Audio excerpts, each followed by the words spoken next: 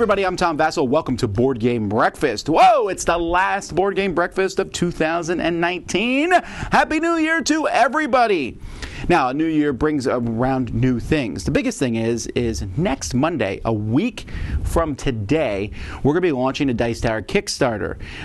What we do here, everything that we do on this show is because of you all, for those of you who are watching. And this Kickstarter is basically a fundraiser to allow us to continue doing it for 2020. I would like this to not be the second last breakfast I do, but we'll see. Thank you so much for sticking with us this year and watching all the different shows that we did this year. We did Board Game Breakfast twice as much this year, and I really appreciate you all coming along. So there's a lot of things going on this week. We're going to try to make this as normal as a week as we can, although you'll see a little bit less of us on New Year's Eve and New Year's Day because those are holidays of sorts. But the rest of the week you'll see different things going on. Meanwhile, though, we better get started with the show.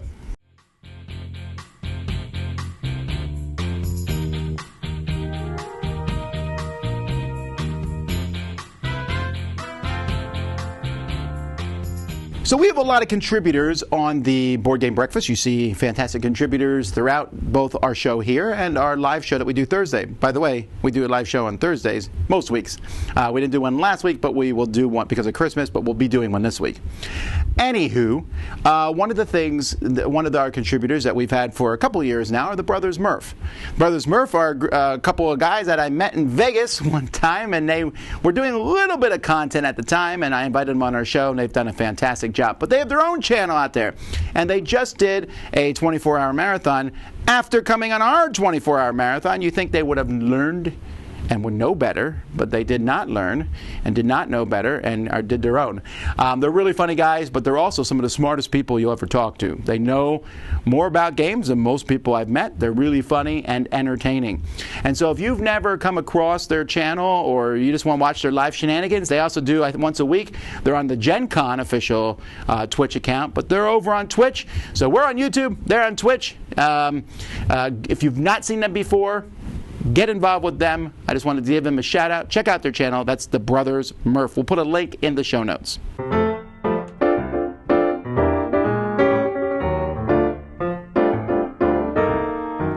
Hi everyone, it's Stella. In this episode, I want to talk our year in the Dice Tower. We first joined the Dice Tower by contributing our first ever Board Game Breakfast segment on the 31st of December 2018. So that's about 1 year ago from today. It's been a great journey, and maybe 4 changes of hairstyles for me. Obviously, I cannot compete with Tom changing his hat in one episode. I met a lot of great people through social media chat of the Dice Tower and its contributors. It has been a terrific year for me and Tarrant. Tarrant, the other half of Meeple University, mainly just letting me do this segment on my own, the Board Game Breakfast, with occasional guest appearance if I'm making a good excuse for him to do so. Even more highlight for me was when I met the first Dice Tower cruise at Origins 2019, which is also my first overseas board game convention. Meeting in person, I feel like not the same as chatting in social media. Expression got lost, just different. Then it continues at Gen Con and Essen 2019, and it has been a blast. I thank Tom and the Dice Tower crews who are like family, who accepted us from a different continent. For all of you audience, thank you for bearing with me going through different stages of qualities, my impersonation of Dan from No Anonymous here, you know, the funny wargaming guy, and our cheesy rap battle between me and Dan.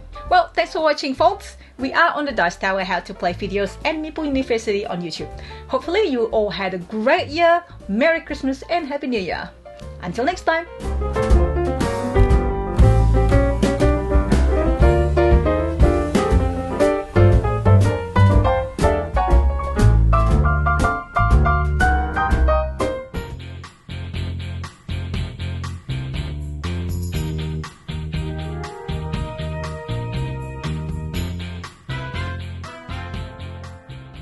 Once again, I'm not showing you games that are being added to the library this week because we are full bore. I want to talk a little bit about the library and some of what we're doing with it because this is the first year in 2020 where the library is going to be moving from 4 different conventions. And so I want to talk about the logistics. We practiced a bit with the logistics yesterday. So right now we have 20 shelves and about just shy of 1,500 games in the library. And that's going to probably move up past 1,500 games, but we have just shy of 1,500 games. We are loading those up in a couple weeks onto pallets, and what we're doing is we're taking these carts that these are on, we're going to cover them, wrap them, strap 2 of them together on a pallet that we've made. We're designing pallets especially for this, and then we'll have 10 of these pallets plus an extra pallet, so 11 pallets total that are going to have, the extra pallets could have just extra things on it for conventions and such.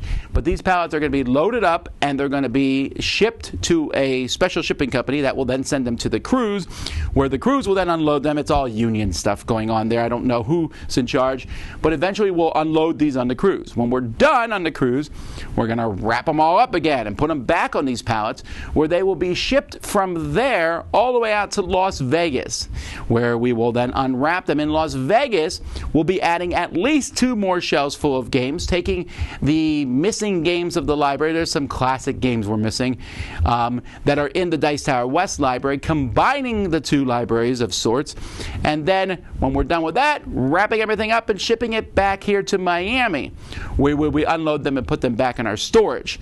Once they're here back in our storage, we will then drive them in a truck ourselves to Dice Tower East up in Orlando, bring them back, drive them up to Dice Tower Retreat here in Miami and back, and then next year do the whole thing all over again. Now, I don't know that we'll ever have too many shelves. I think maybe 24 shelves will be the most, because at a certain point, some games are not going to get played, and we're going to pull those games off the shelves and put other games in their spots. But there is a lot of things, logistics going on in this. Up to now, my primary focus has been getting the games, adding the games to the Dice Tower library, labeling the games, making the games as pretty as we possibly can. We've upgraded components. We got those Dice Tower component bins in a good chunk of the games. There's just so much going on. I threw away a beautiful insert yesterday that would have made you all weep, but it just doesn't work when the game box is sideways. So lots of things that we're changing and fixing and putting together there. And the logistics part of this is 2 things. 1, it's expensive.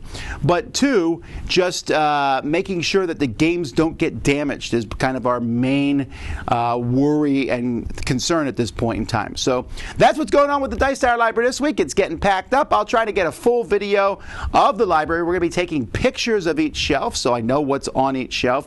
That's happening today, actually. I'm going to be going and working on that in the library later on, and maybe we'll post those pictures online so you can see what's on each of the shelves and how the shelves look.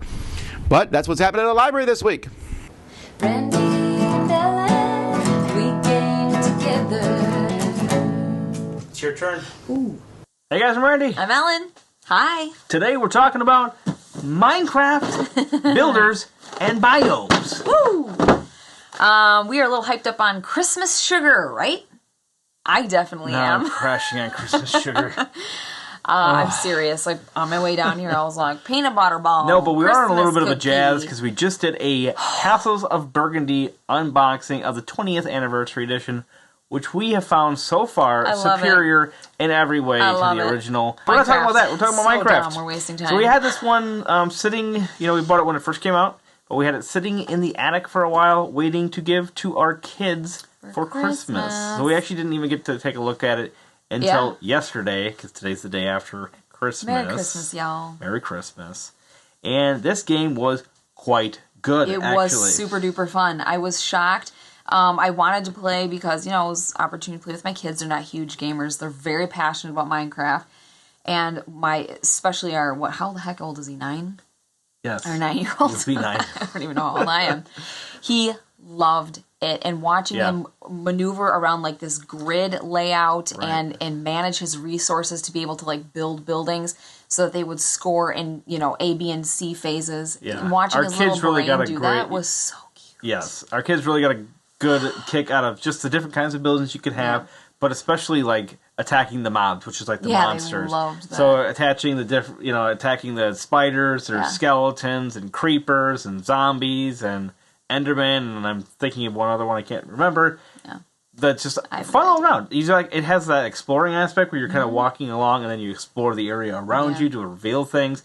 Once you do those things go away. You have to explore again if you want to find more things. There's also like poisonous potatoes that are in your stash of weaponry. Right. So you can flip it over and it doesn't help you at all, but that's just... Right. So you're trying to put more weapons in there so you can draw them out. It's kind of like a bag building kind of a concept, but you don't put them in a bag. And it's really good. You're building like your biomes and your buildings on top, and then there's 3 different scoring phases. Each one targets a different area. One of them's biomes, one of them's building types, and one of them's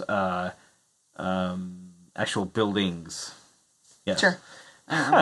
But quite good. I mean, a great little package. And if your kids like Minecraft at all, highly, highly recommend it. Absolutely. It's a good family-weight game, period. But if you like Minecraft or your kids like Minecraft, definitely one to pick up. It was one that I know that we want to play again real soon, and I love that. Because like I said, they're not huge gamers.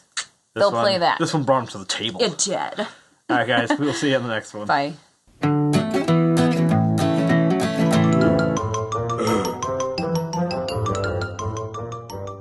All right, what's coming out from the Dice Tower this week? Well, there was fewer reviews last week because we were spending the whole week putting together our Kickstarter, and also there was Christmas going on last week. But we have reviews coming your way this week. I'll be taking a look at the 4-player version of Clask. I'll be taking a look at the Taverns of Tiefendal and several other games. We're also going to be doing a few live things today. Later on today, I'm going to be doing another top 10 of 2019. In fact, you'll see 3 of those will be going up this week.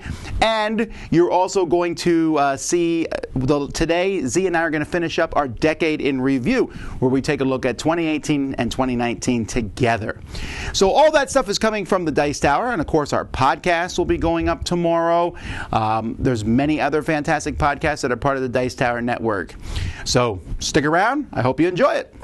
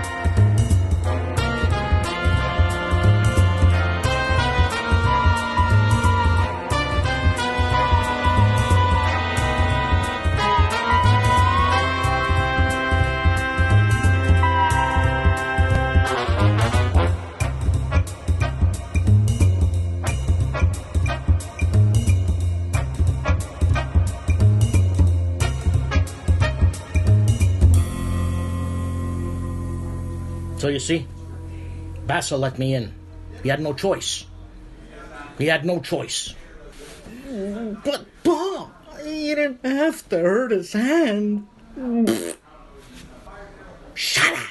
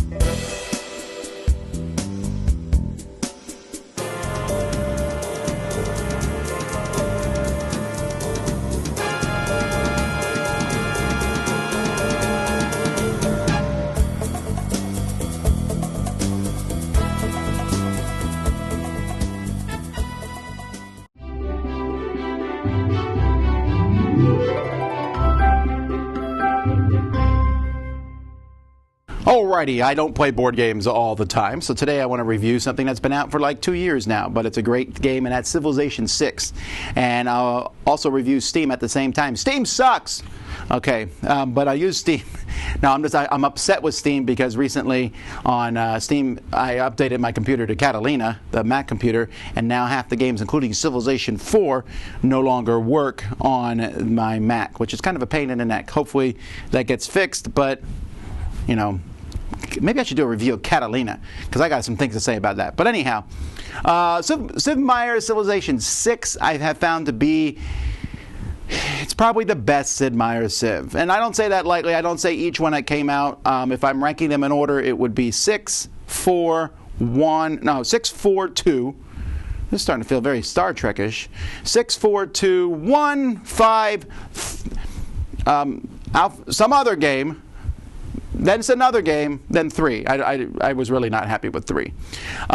6 has a lot of really good things going for it. It continued the hexagonal grid that they introduced in Sid Meier's Civilization 5th. If you've never played Sid Meier's Civilization, it's a fantastic game where you start your civilization from the ground up and you grow, and other civilizations like Gandhi get in your way and you fight them off, or you make peace with them, and you can't make peace with everybody. I try that every game and it doesn't work. I'm a very peaceful person.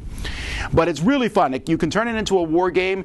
You can turn it into a just build up big civilizations with all sorts of wonders of the world. And Sid Meier's Civilization has some pretty cool things where it has districts, which can affect both the city that you build it in and surrounding cities. So you have to make some tough choices as to what you're going to put in the city. In previous civilizations, you can just put everything in every city. You can't do that now. You have to decide what goes where, and where you build the city may determine what you add to it. And those are good changes. I like them. I like the way combat has changed in this one, although the giant robots at the end of the game are super powerful. I just built one in the game I was playing last night, and now the world will kneel to me. But there's a lot of good changes. There's some things I don't like about it. There's military engineers that build railroads, and I dislike the fact that I can't just tell them to automate. In fact, the automation of settlers is not in this game. You have to build everything yourself. And I get that it gives you more decisions, but it does cause more micromanaging of the game, that sometimes as you get more and more cities, I would prefer to be able to say just do some stuff on your own to some of the stuff. I wish the automation was a little bit better in the game. And the world map editor for this one is pretty bad compared to the other ones. In the previous ones I could build all kinds of cool things. Here it's a lot more restrictive as to what you can build. You can build a world map, but you can't put units. Adding players and units to it is they're beta, and it's not intuitive. It's not easy to jump into a game. Like, I wanted to make a map where I started with a ton of resources, but then I would play in the hardest level to see if I could hold off the enemies. I can't figure out how to do that. That being said, if you're a board gamer, you would like Sid Meier's Civ, I think. It's the closest thing to a board game I know is a computer game. I love it. It's definitely that whole, did I just play for 4 or 5 hours in a row type thing? And I believe I may have dreamed about it a little bit last night, because over Christmas break I played some of it, but it is easily it's in my top 10 of computer games of all time, video games of all time. I enjoy it a lot, and I highly recommend it. Sid Meier's Civilization 6. Hi, everybody. Hello, we are Ryan and Bethany. From Ryan and Bethany Board Game Reviews. All right, well, today we're going to be talking about Between Two Cities. But before we do that, let's talk about what we're trying to do to achieve better health in our lives. All right, it's that time of year when everybody comes up with New Year's resolutions, except I don't do New Year's resolutions. I actually create a plan for my year. I sit down, I take hours, I plan out my whole year, I plan out where I am, where I want to be, how I'm going to get there, and I really enjoy this. And I actually encourage people to do that, because when you create a resolution, there's no really steps for that, but creating a plan gives you steps, and you can see how you progress. So they're awesome. My 3rd year, love it. All right, well, let's talk about Between Two Cities. This is a game where you are literally sitting between other players, and there's a city between each of you. So you're sitting between two cities. And you're working kind of cooperatively with people next to you to try to build the best cities, but you don't get to add your points together or anything like that. What you do is you take the points of whatever is the lesser of your two cities. So you really have to kind of build them both up sort of equally, so that way you get the most amount of points. Yeah, it's fun choosing these tiles and placing them on your city, and then you pass it on to the next person, and you're like, please choose this tile, but what you didn't realize is that their other city are also working on that, and they want to put it over there, not the one you wanted to put it on, but it's fun. Yeah, I love the social interaction of this. I also love that all the tiles kind of made sense to me, of all their scoring mechanisms, and all it's very thematic in that way. A huge plus for this game is that when you play it 3-player or when you play it at its full complement of 7 players, the time is very similar, and that's a huge takeaway. That's a huge plus. Yeah, we love that this plays 6 or 7 players, but it's not a party game or a social deduction game or 7 Wonders. So it gives us another option of those player counts, and it's a lot of fun. If you want to hear our full thoughts, be sure to check out our full review by going to Ryan and Bethany Board Game Reviews. You can find us on either YouTube or on Facebook. All right, well, this is Ryan, and I'm Bethany, encouraging you to have a happy, healthy breakfast and a happy, healthy New Year. Bye, guys. Bye, everyone. Alrighty, well, this is the time of year where everyone makes New Year's resolutions. And I don't necessarily make New Year's resolutions. I always found it weird that you couldn't just make a resolution on September 13th if you wanted to. But I do think about each year. Usually I'm thinking about the year a couple months before the previous year ends, and we're moving into a new decade. So these are my wishes, I suppose, of things I would like to see happen in 2020. Of course, these wishes are sometimes I'm just hoping they happen, and sometimes they're things I can make happen.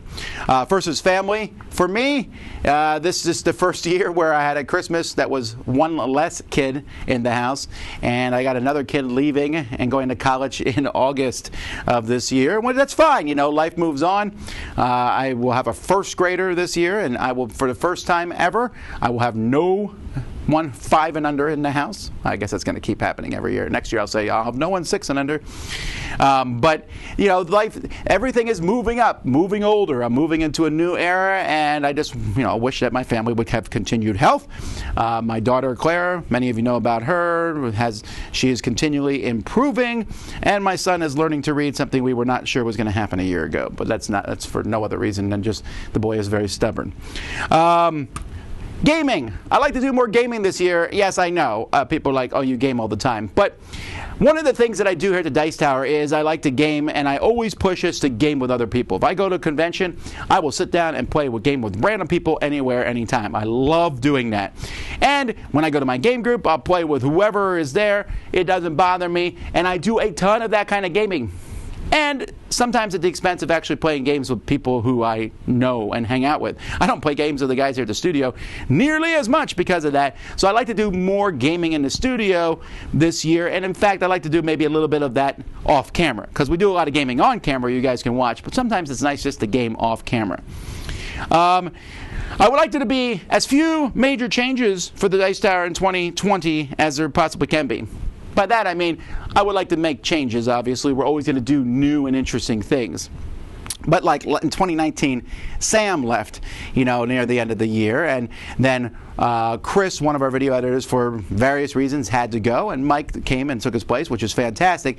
But I would like to have a little bit less of those personnel changes, I guess would be the word, in 2020. I'm really thrilled with our team as current is, and we're really glad that Sam is doing well up in Washington, but I would like to keep things a little bit the same in that regard. Cons this year. We're trying to do not as many cons. We say that every year, and we'll see if it works this year. But this is the first year that we're doing 4 cons, boom, boom, boom, boom, like that, with Dice Tower East, something we've not ever done before, where we're kind of running that whole con, and there's just a lot of things that could go wrong, and I like those to go off well this year. So I lost like 30 pounds through most of 2019 and then gained 10 of them back, as some of you have commented. So I like to get that back down again, and that's something certainly I can do on my own. Last year, or this year, I guess since I'm still 2019, I took a trip with my wife. We went to China for a convention there, and on the way we stopped in Korea and had a great time. And I realized that while I travel all the time, I don't do a whole lot of meaningful trips outside of gaming, especially with my wife. So I'd like to do one meaningful type trip with my wife at least a year, because that was fantastic. And then finally, I hope the Dice Tower funds. Our Kickstarter is coming up. This has been on our minds for the past month. I always compare this to be like a politician. At the last year of politicians in office, they're campaigning for the next year and they don't actually do their job. And I feel like the last month of every year we could be doing a better job, but we're spending so much time working on the Kickstarter, getting it ready and making sure, and then hoping and praying that it funds when it launches. And I would like it to. That's a lot of work we put into it, and I hope that you all enjoy what we've done for that. Those are some of my wishes for the year. What are yours? Let me know in the comments. A lot of people are gonna be like, I want to play more games or whatever, and that's great. But I'm not an unsatisfied. I guess I could just say I'm satisfied. I'm very satisfied. I was talking to my wife about this the other day, and I said I don't want to be complacent or overly content, but I'm pretty happy with what's going on right now, and I would like it to continue. And you've all been fantastic. Thank you for a fantastic 2019. Here's to a great 2020. What's up, everyone? My name is Melissa McCack, and this is Smashin' Buttons and Slammin' Cards. This is a segment where I talk about a video game I love and I connect it to a board game I love. And this week, I want to talk about Rocket League. Rocket League is a video game that is pretty much soccer, but with cars. And when I first heard that description, I thought that sounded terrible, but it's actually a lot of fun. You're pretty much in these race cars and you're driving around this field trying to get the soccer ball into the opposing player's goal. Okay, and it's a team versus team game. And a lot of times you're doing tricks and whatnot in these cars to get the ball into the goal. I'd like to connect that to Ice Cool. So I thought Ice Cool would work out really well with this game because Ice Cool is a dexterity game, right? And you have these penguins, you're doing tricks, you're spinning them around, jumping them over walls to ultimately get these fish. And that's pretty much what you're doing in Rocket League, where you're doing tricks and whatnot to get the ball into the goal. I am awful at Ice Cool. I cannot jump them over the walls, I can't spin them through the doors and whatnot, and I'm really trying to get better at it. I hope I get better. I will. Anyway, that's it for this week. Thank you so much for watching. You can check out mine and my brother's podcast called Room 51. I'll see you next time. On today's episode of Charlie's Quick Reviews, we're going to be looking at dexterity games. Tabletop board games is what I do. I'll give you the lowdown with my review. You smell that? Hot stew. Charlie gonna hit you with the quick review. In Ice Cool, you're trying to go around, go through the doorways, pick up all your fishies, and collect all the points. One player is trying to catch you, trying to hit your players. Did you put that in your mouth?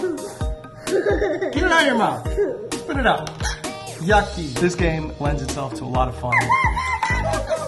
Any age range can pick it up and play. Dexterity, always fun. Don't take the fishes out, leave them there. Dexterity games are great for the whole family. I can't recommend them highly enough. Bonk. Why? Bonk is a 4-player game. It's a giant wooden board. The point of the game is you're trying to hit this little wooden ball in the middle, trying to hit it inside your... You get one, and I get all the rest. Good job. It's supposed to be live, playing at the same time. But man, you can just get one shot and it's over. This game's done way too quick. I will now demonstrate for you how quickly it is to win in this game. There's a lot of fun potential here, but because the board is the way it is, slanted, I think it makes it a lackluster game. It's too fast. Done. See? Stop eating your boogers.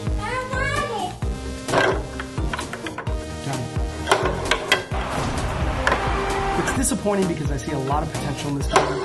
And it was something I was really looking forward to with the family, but it turns out to be just a really quick, not even minutes, seconds game. You done with this game? Yeah. What do you think about this game? This game. Yeah, he wants the other game, so not this one. And that's it for another Board Game Breakfast. Thanks so much, everybody, for watching. I hope you had a fantastic Christmas. I hope you have a wonderful New Year's. I'm going to go blow up a bunch of fireworks and eat key lime pie. Oh, I'm going to look at the key lime pie. No, I'm going to give other people key lime pie. Hey, we'll see you all next year. Until then, I'm Tom Vasel. Thanks for watching. Thanks for watching Board Game Breakfast. Tune in each week for your daily dose of gaming goodness with Tom Vasel and all the gang. Until next time, I'm Eric Summerer, and you've been watching Board Game Breakfast, a Dice Tower production. Thanks so much for watching another Dice Tower video. If you enjoy our videos, subscribe to the channel for more fun, comprehensive board game coverage. Also, consider joining us at one of our events. Come to Dice Tower Retreat, a small, intimate gathering where gaming is king. Join us for Dice Tower Cruise, the largest board game cruise. Attend Dice Tower West in Las Vegas for gaming fun on the West Coast, or Dice Tower East in Orlando in sunny Florida. Dice Tower Conventions, the friendliest gaming conventions on Earth. I'm Eric Summerer, and you've been watching The Dice Tower.